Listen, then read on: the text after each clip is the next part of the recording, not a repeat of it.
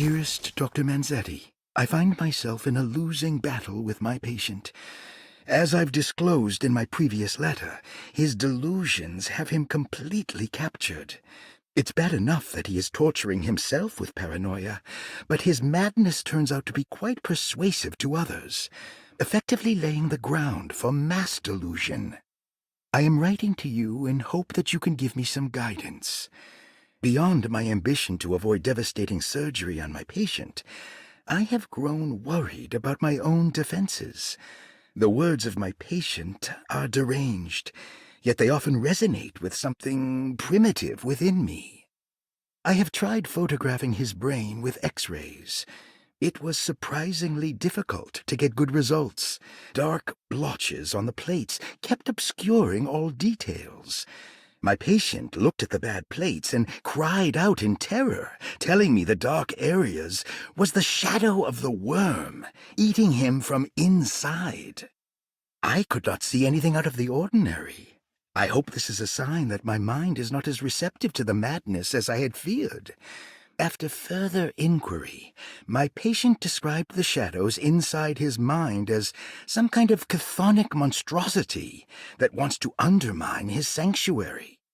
This is clearly a reference to a place he calls Teroea, a sort of library or convent that works as a psychological haven. With this imaginary haven threatened by this Chthonian, he has now constructed another, less pleasant hiding spot. Lately, he has been bringing up a metaphor of a steamboat that has run aground, that he feels like he needs to start the engines and reverse, but he is afraid that the hole in the hull would cause the whole ship to sink. I've been watching him turn this metaphor into reality for the last week. He knows it's made up, but he is doubling down, trying to make it a real memory. I feel certain that this is my chance to break through the barriers of his self-deceit.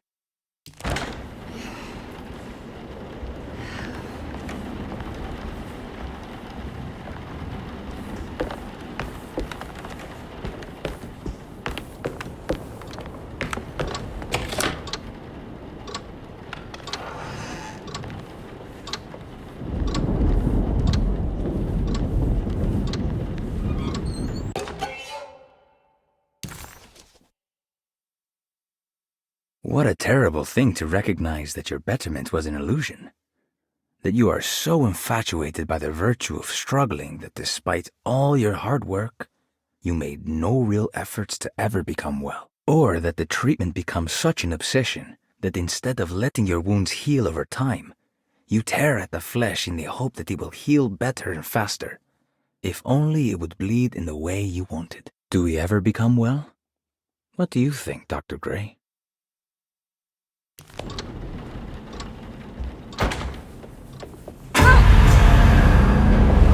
This can't be.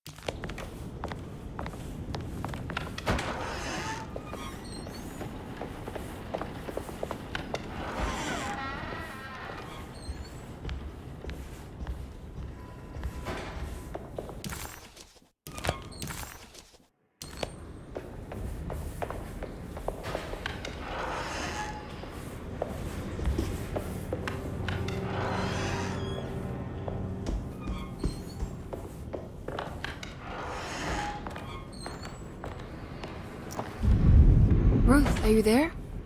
No, of course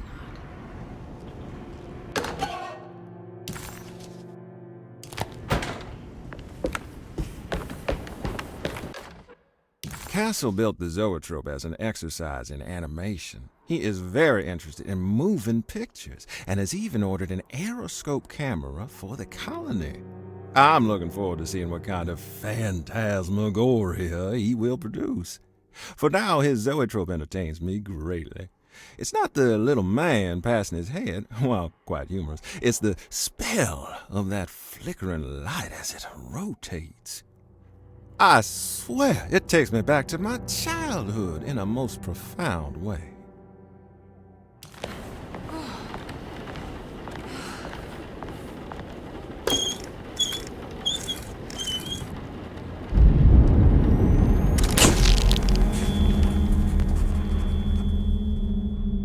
Is this how you travel, Ruth? The war in Europe rages on, and America is doing its part to hold back the German aggression. I'll find you, John. Our gallant forces in France.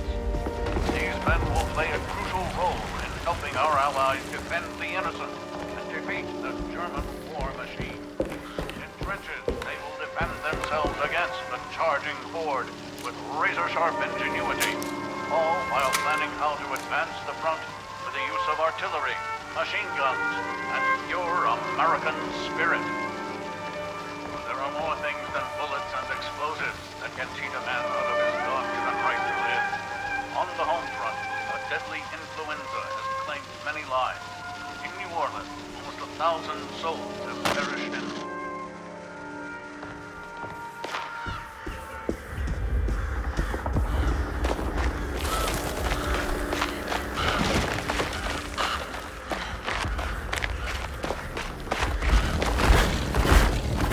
What was that?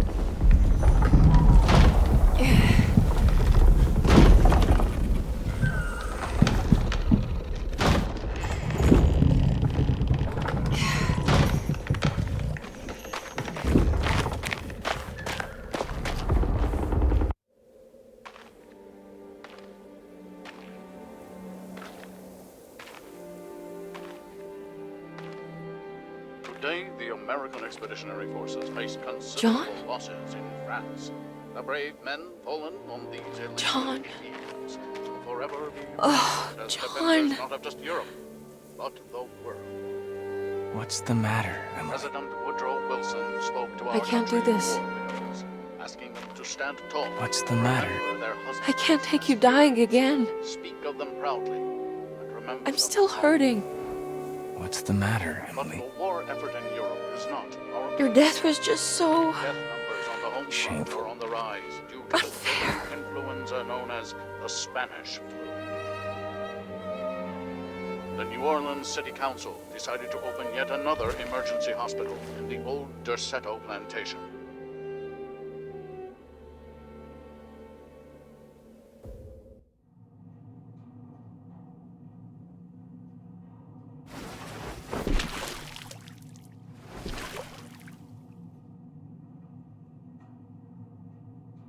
Where is this? Where am I?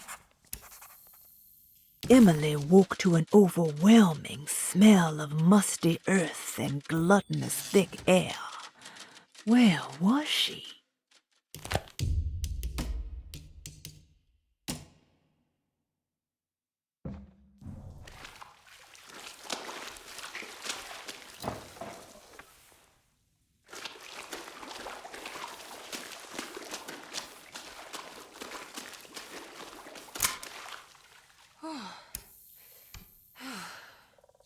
Oh, come on.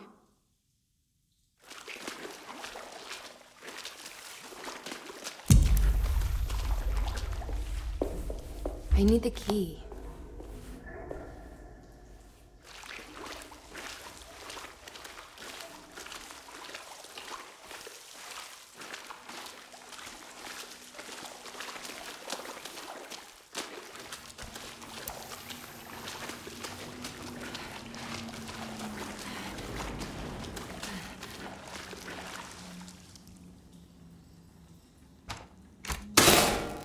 That's better.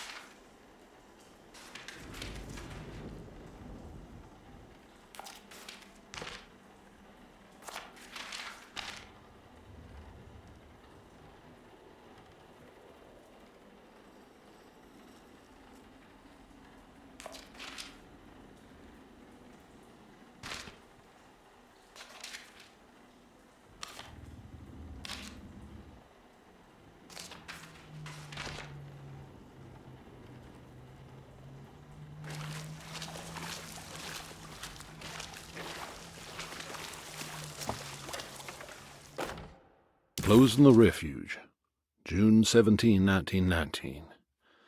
It is with a heavy heart that I must declare the Derceto Refuge to be harmful beyond saving. As an emergency hospital, we have over the last 2 years treated hundreds of patients suffering the so-called Spanish flu. Unfortunately, our mortality numbers are unforgivable. While the influenza in itself was often successfully treated, many died of fungal infections and sudden acts of violent madness. In order to dismantle the refuge safely, building engineers will survey what parts of the house are especially contaminated by the peculiar rot discovered by Jean-Baptiste Tabois.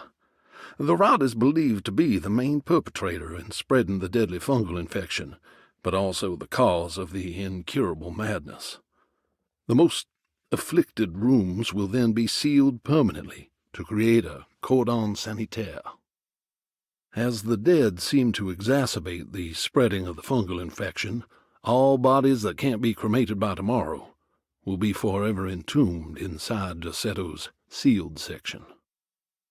The refuge was never meant to be permanent, and as the influenza epidemic seems to be in decline, it stands to reason that we shut the facility altogether. Many brave volunteers have helped for very little pay to treat those in need for almost 2 years, and we are forever in their debt. All surviving patients will be transferred to other medical facilities around New Orleans as soon as possible. At the end of the summer, we should be able to leave Derceto to recover. Dr. Isaac Herbert.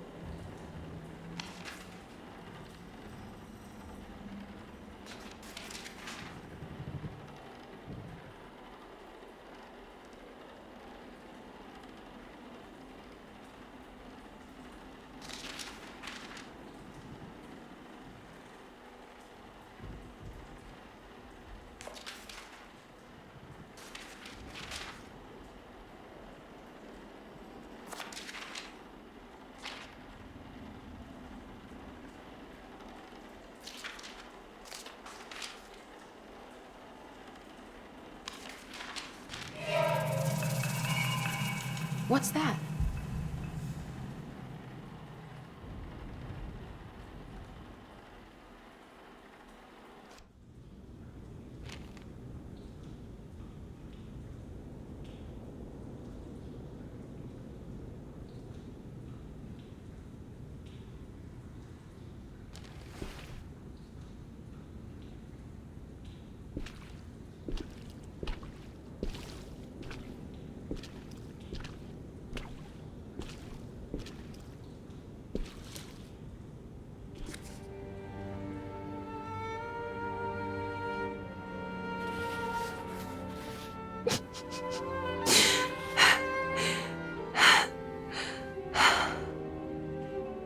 $217.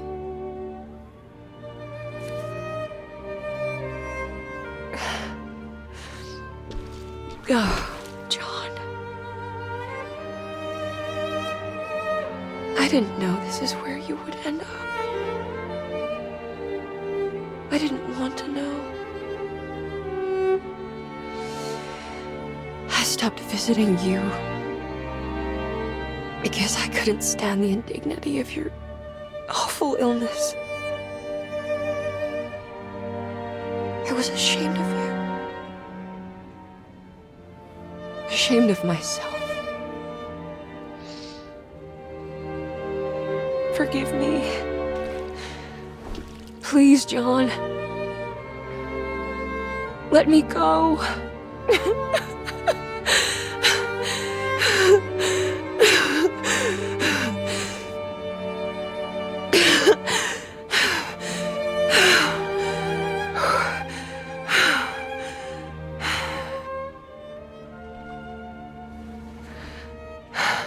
Are we done here? Is this what you wanted?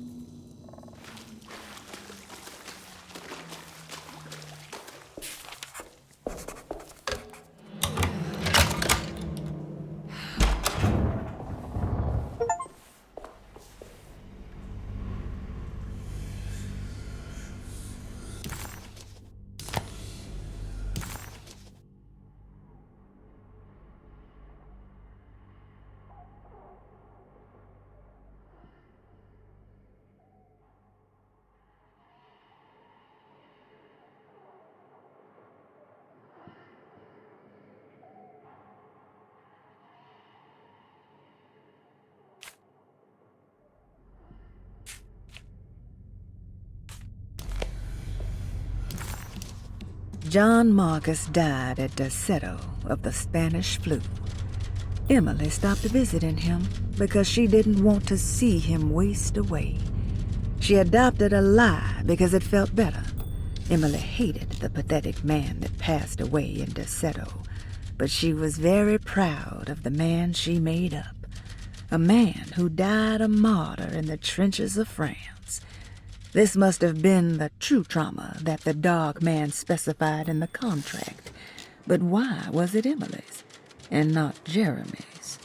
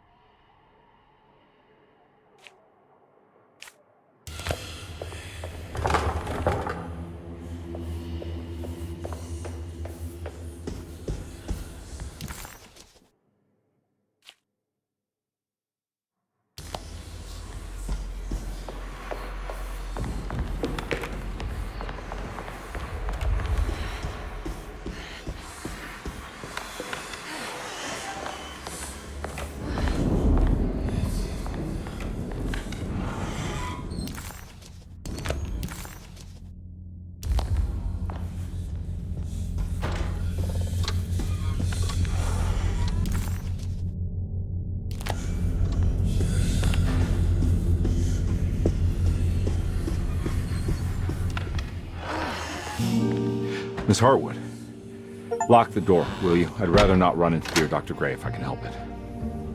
This feels strange. So very strange.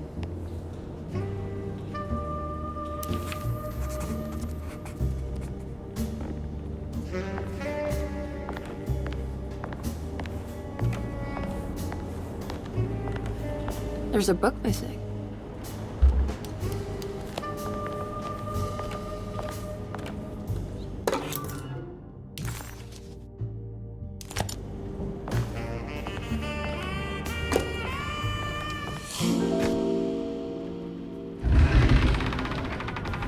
A secret door. Looks like it. Careful. Let me go first.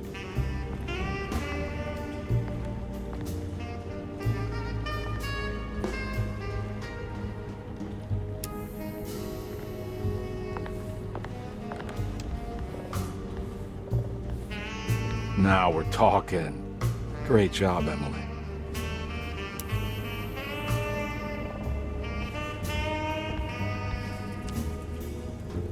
Found anything? Oh, Dr. Gray's in so deep, I knew it. He's as mad as his patients. I mean, look at this. She who can till the soil of this sick world and begin again, the black goat of the woods with 1,000 young. Absolute insanity.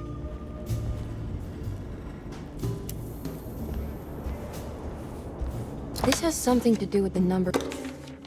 Good to finally meet you, Mr. Hartwood. I'm here on the behalf of your brother Philip. You were expecting me, weren't you? Yes. You're from Derceto, no? That's right. I just wanted to ask you a few questions to see if there is anything I can do to help you and your family. Okay. I understand you're full of imagination. You make up a lot of things. I suppose. And you obsess over them, blurring reality and fiction. Sometimes. Do you want to tell me about the Dark Man? No, I don't. That's all right. Perhaps there is something else you can tell me. Something you know to be made up, but you hold dear. Juan? John? Who's John? No, Juan Luis Jorge. Oh, wait there a moment. Here, take a look. Is he... Oh, he is the author. It's a magnificent book. Life-changing even. The real Juan is long dead, but I like to think of him as my friend. My most beloved friend. I see. Do you often do this? Fantasize about people you read about? No. Well, there is Jacob. Who is Jacob? Turn to the last page. Oh, it's a newspaper article. The Prisoner of Ice, Jacob van Ostad. Is he also your beloved friend? Oh, no, Doctor. Not at all. He is the fire that fights fire. Yes, I think it's clear your overstimulated imagination, this mania, needs to be tempered for you to live a normal life. I know your family calls it the Hartwood curse, but I want you to know that there is nothing supernatural about your condition. It's all inside your head. And with that, I'm very qualified to deal with. In time, you will be cured. In time. Yes, in time we will exorcise all your demons, all the dark men. Yeah! Please, Mr. Hartwood, calm yourself. What happened? Oh, don't you worry your little head about it, Miss Hartwood. Your uncle and I just had our first breakthrough. The talisman.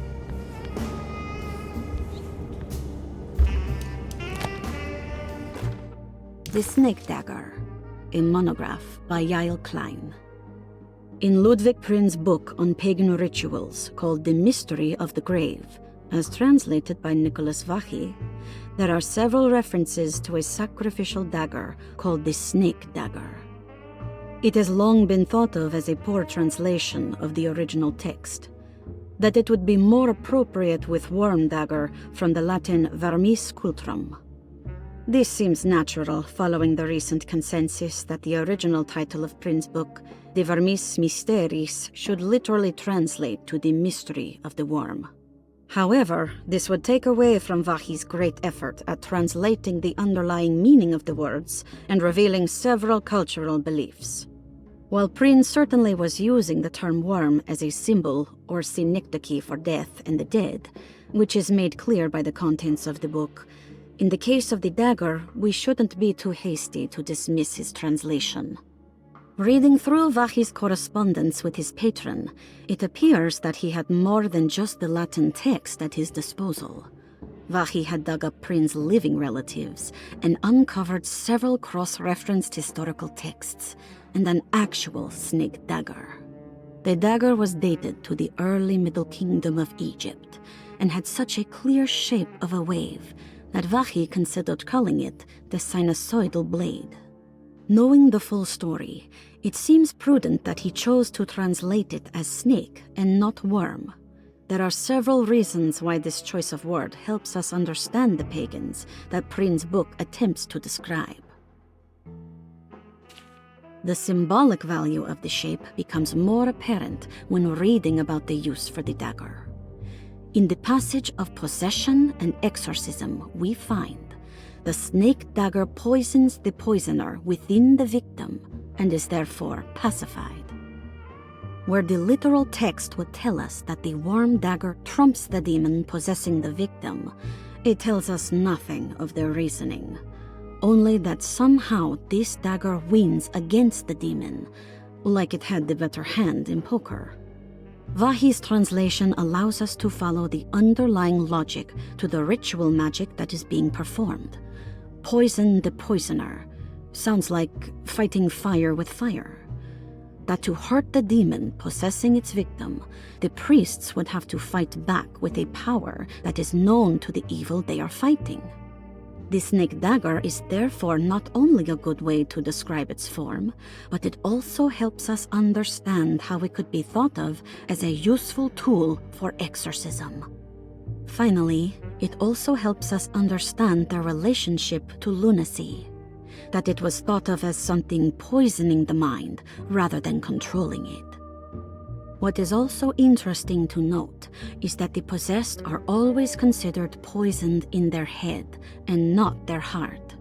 The snake dagger always went to the eye of the possessed, leaving them partially blind, if they had the good luck to survive.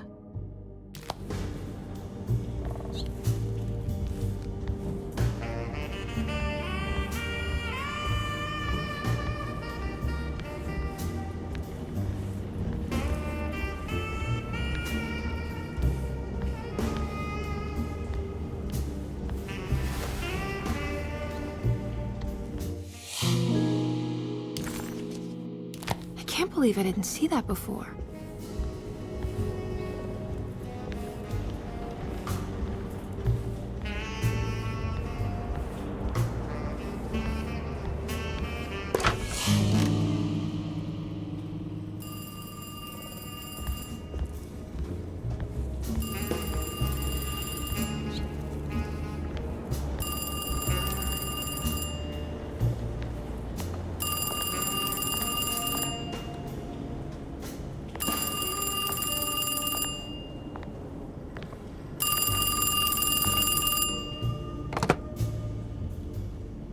Hello? Who's there? Jeremy? Jeremy is with the Dark Man. You can't save him. Jeremy is with the Dark Man? Where? Who is he? What is the Dark Man? The Heartwood curse. He will come for you too.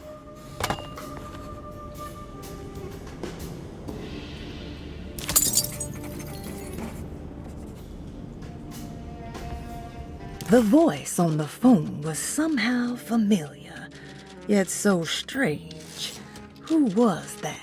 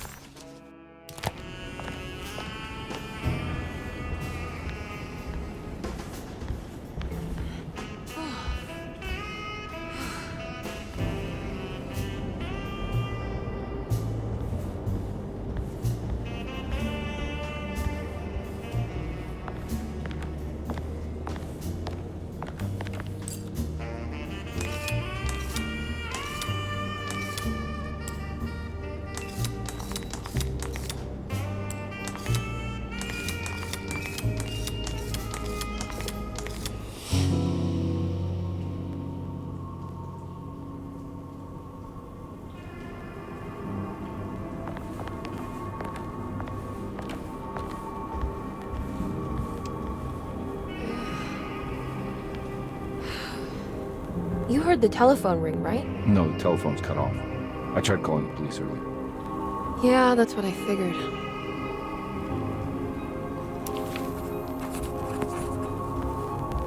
None of Emily's experiences seemed to line up with reality anymore. Even when she accomplished something, it seemed absurd.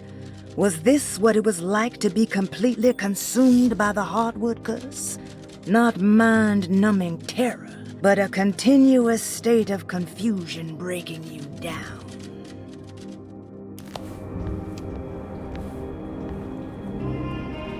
Hey, Mr. Carnby? what? Nothing, right? It's a closet. That's right, Detective. I'll see you later. I have to finish this. You're going inside the closet? I know what it looks like, but I can't explain it, much less justify it. All right. You do what you have to do, miss. Goodbye, Detective.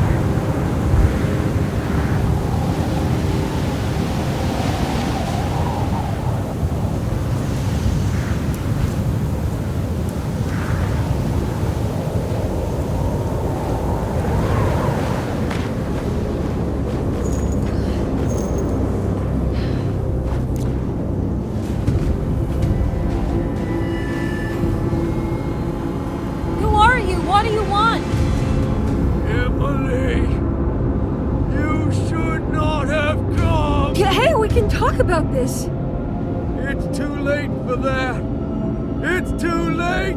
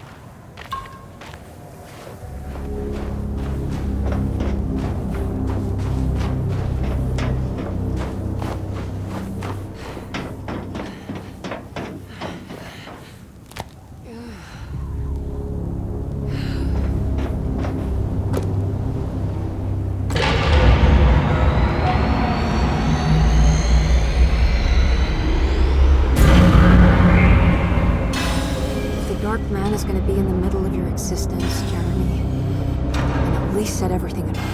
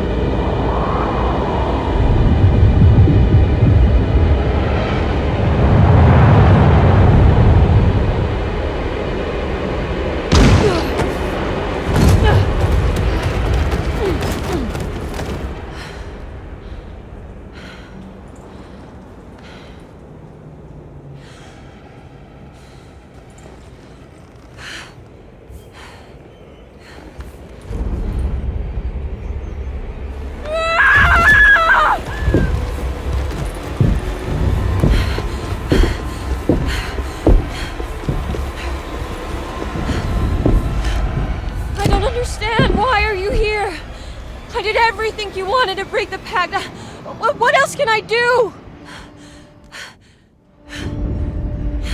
Wait, it did work. That's why you're coming after me. You're in my head now. In that case, I hope you enjoy your stay. Emily, stop! Don't worry. We got you.